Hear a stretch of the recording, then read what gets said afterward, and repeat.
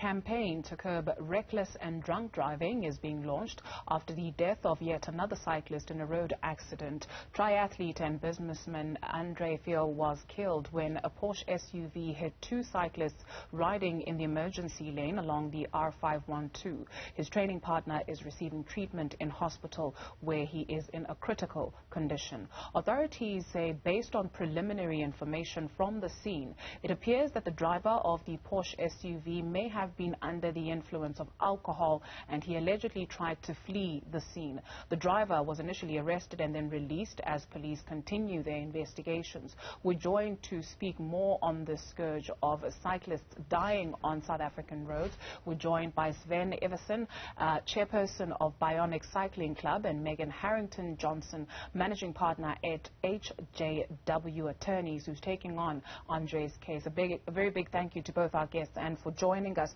Sven, perhaps let me start with you. One only needs to go online and you maybe Google cyclist deaths. If it's not every 3 days or every week or every second week, there's a report of a cyclist dying on South African roads. How would you characterize what cyclists are facing in South Africa?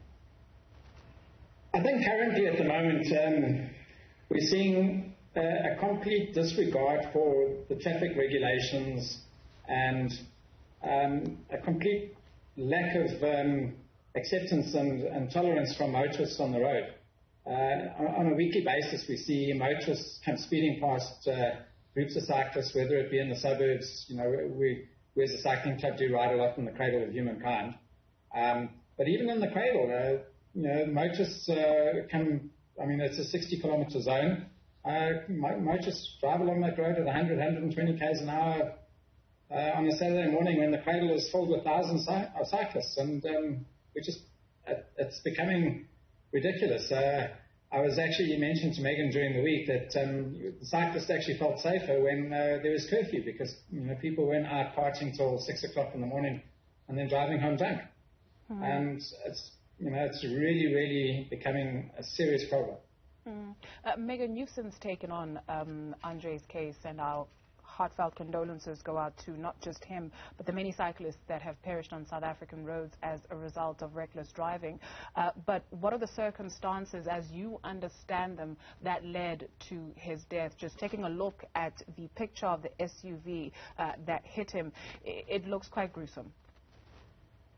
Yes, the scene itself is horrendous.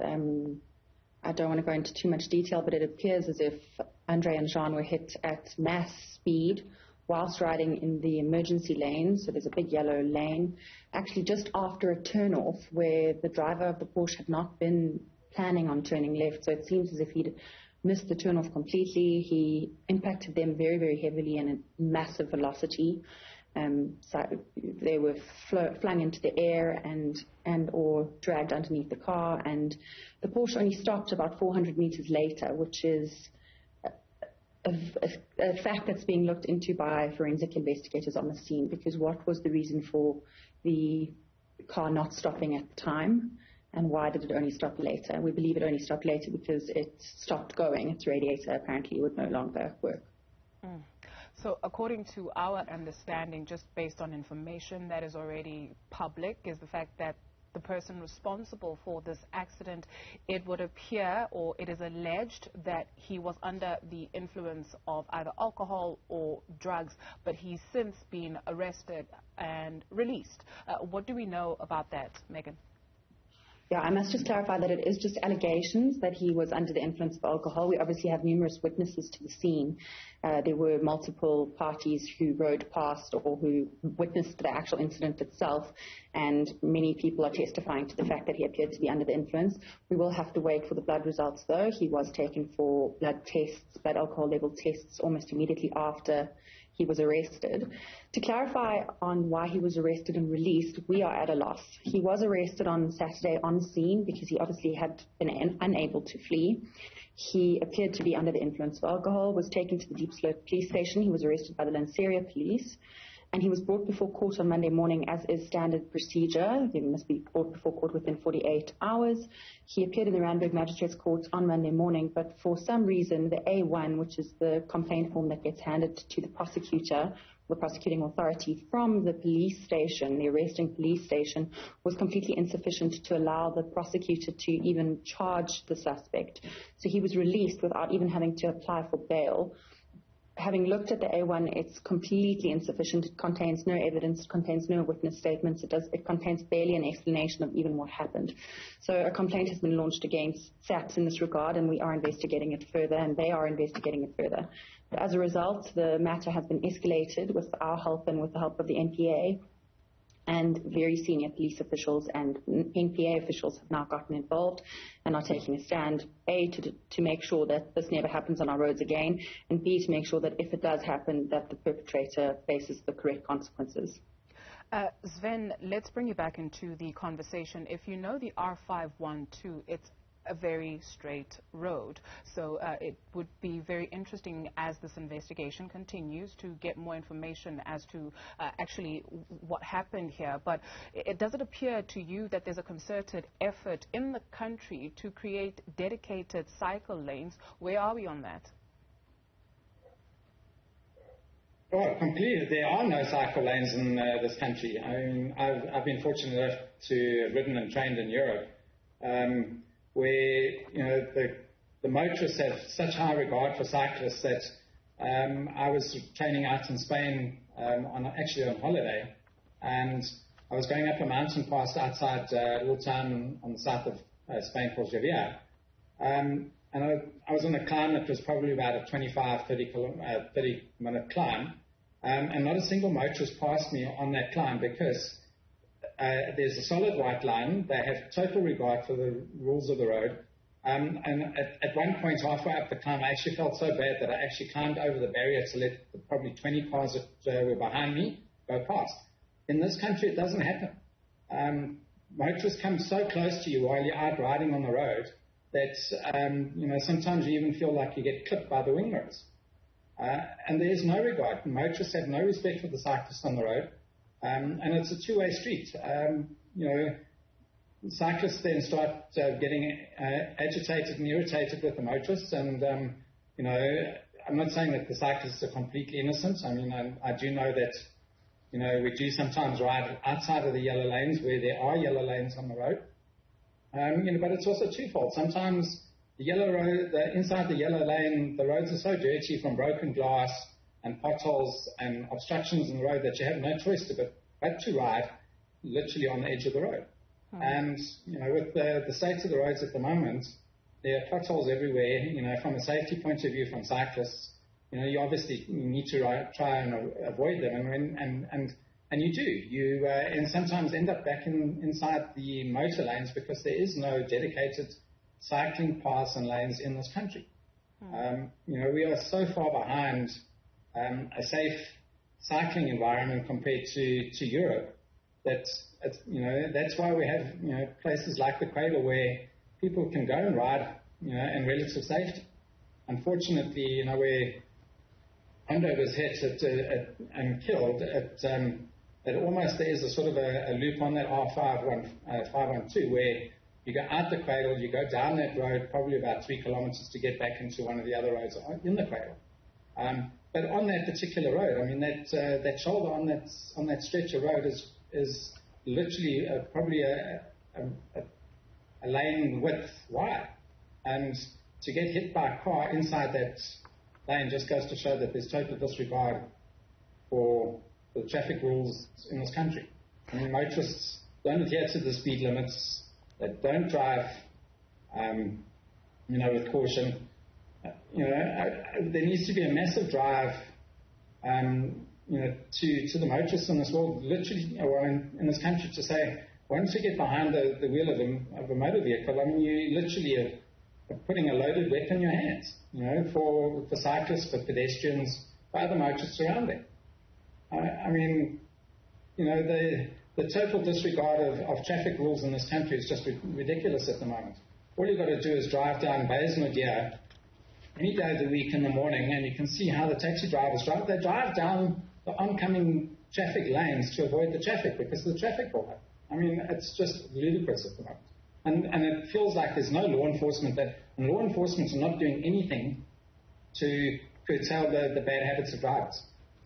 Sven, as a former cyclist, I can attest to some of the irritations that one experiences while on the road, but we usually do it in groups, right? But also speaking on the side of a driver, you touched on something that is quite important, so driver behavior, but also cyclist behavior. Perhaps let's talk to cyclists in terms of the right kind of equipment that you need, especially at the crack of dawn when it's dark, so that you are visible.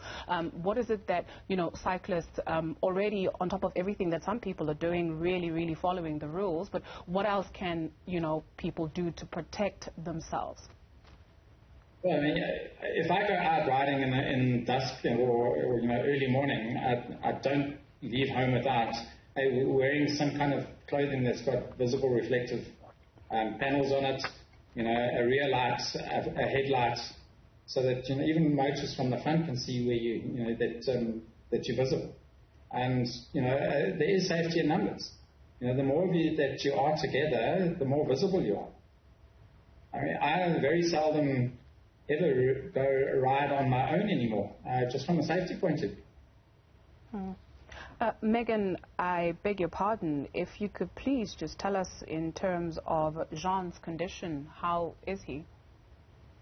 I just want to jump in on something that Sven said there before I report on Jean's condition. It's important to note that in this specific instance, it was not dark. It was light when the collision happened, and it was a very clear, open, flat piece of road. So visibility does not come into play here at all. In fact, you can see probably for at least 600 meters in front of you on that piece of road. I do know that it is a problem sometimes when cyclists ride at dawn, but that wasn't the issue here. As regards Jean's condition, he is still on a ventilator in hospital. He suffered mass crush injuries to his lungs and mass injuries to his skin. He's having to have debridement procedures almost daily. He was in a critical condition. He is now in a stable condition, and they're trying to get him off of the ventilator. But it's been a rough week for him and his family in the hospital. Online, you have started the Justice for Jean and Andre campaign. And Megan, just for you, perhaps there is something under HJW Attorneys where you've put up the picture of the SUV and you're looking for the person that actually took the picture. Why? So we have subsequently found that party, and we have a witness statement from them. The problem that we faced over Monday and Tuesday was that the cycling community in Joburg is large but also small, and there were WhatsApp groups, messages doing the rounds, and unfortunately a lot of pictures were being sent, but we need to prove the veracity of those pictures. So whatever pictures were taken that will be presented in court, we need to have statements from the witnesses who prove that they actually took those photos themselves and that the photos weren't doctored or weren't edited in any way. But that problem has now been resolved. We do have the photographer of the relevant photos.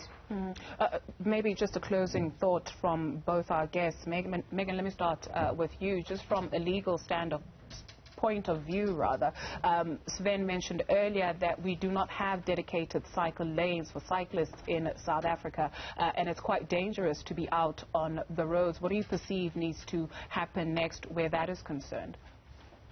Well, I think the first step is not even worrying about dedicated cycle lanes. The first step is worrying about correct prosecution in these sorts of matters and making an example of individuals who don't adhere to the road traffic legislation, basic road traffic legislation. Like, for instance, in this case, the SUV itself in question had an expired license disc which expired in 2017. So we need to start at grassroots level to fix these problems and make sure that when things like this happen, they get fixed very quickly or get the retribution that's required. I think thereafter we can look towards creating community safety groups, and I know that Sven and I are now part of an organization called Road Safety for All, and myself also as an ex-cyclist, trying to create some sort of awareness or program to help look after cyclists on South African roads. But as I said, first step is police enforcement, NPA involvement and prosecution, and correct JMPD policing on our roads to ensure the safety of all users of the roads, not just cyclists alone. Absolutely. Sven, a closing thought from you. Does this put you off at all, these countless incidents that we hear about and see? Are you scared to get on the road and cycle? I wouldn't say I'm scared to get on the road and cycle. I think you become more cautious about where you ride, how you ride. From our club point of view, we don't leave the cradle unless we have a following vehicle behind us that rides literally probably at 10, 15 meters behind the group, to create a barrier between us and the motorists. Not all clubs and not all people are fortunate enough to be in that position to have that facility.